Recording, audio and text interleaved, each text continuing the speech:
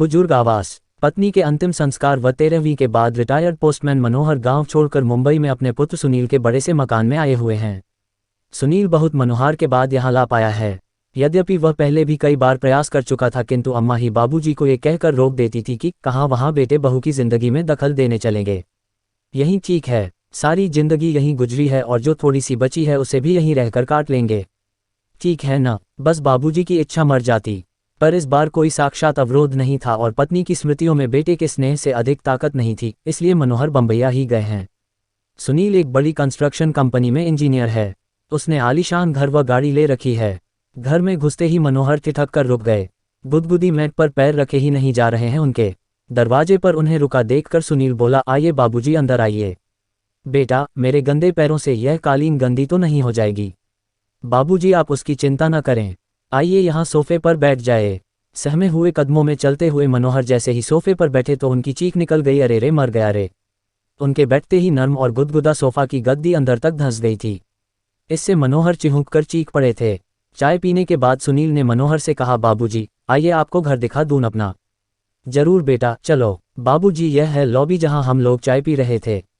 यहाँ पर कोई भी अतिथि आता है तो चाय, नाश्ता और गपशप होती है। ये डाइनिंग हॉल है, यहाँ पर हम लोग खाना खाते हैं।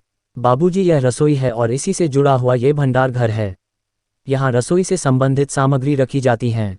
ये बच्चों का कमरा है। तो बच्चे क्या अपने माँ बाप के साथ नहीं रहते?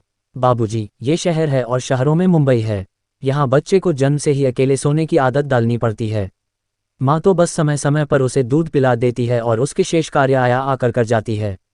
थोड़ा ठहर कर सुनील ने आगे कहा, बाबूजी, यह आपकी बहू और मेरे सोने का कमरा है और इस कोने में ये गेस्ट रूम है। कोई अतिथि आ जाए तो यहीं ठहरता है। ये छोटा सा कमरा पालतू जानवरों के लिए है। कभी कोई कुत्ता आदि पाला गया तो उसके लिए व्यवस्था कर रखी है। सीढ़ियां चढ़कर ऊपर पहुंचे सुनील ने लंबी चौड़ी छत के एक कोने में बने एक टीन की छत वाले कमरे को खोलकर दिखाते हुए कहा, बाबूजी, यह है घर का कबाड़खाना।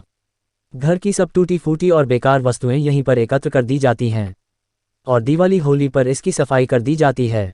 ऊपर ही एक बाथरूम और टॉयलेट भी बना हुआ है।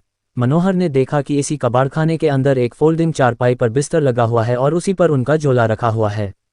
मनोहर ने पलटकर सुनील की तरफ देखा, किंतु वह उन्हें वहां अकेला छोड़ सरपट नीचे जा चुका था।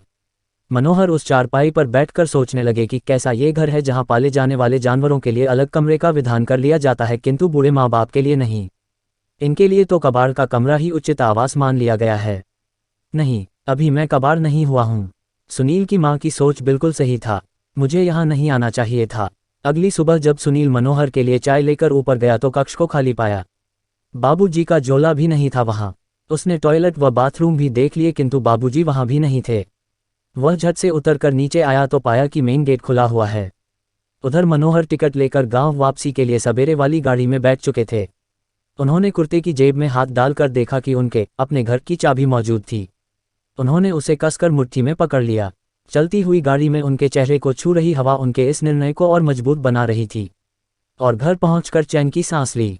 दोस्तों, जीवन में अपने बुजुर्ग माता पिता का उसी प्रकार ध्यान रखें जिस प्रकार माता पिता बचपन में आपका ध्यान रखते थे, क्योंकि एक उम्र के बाद बचपन फिर से लौट आता है।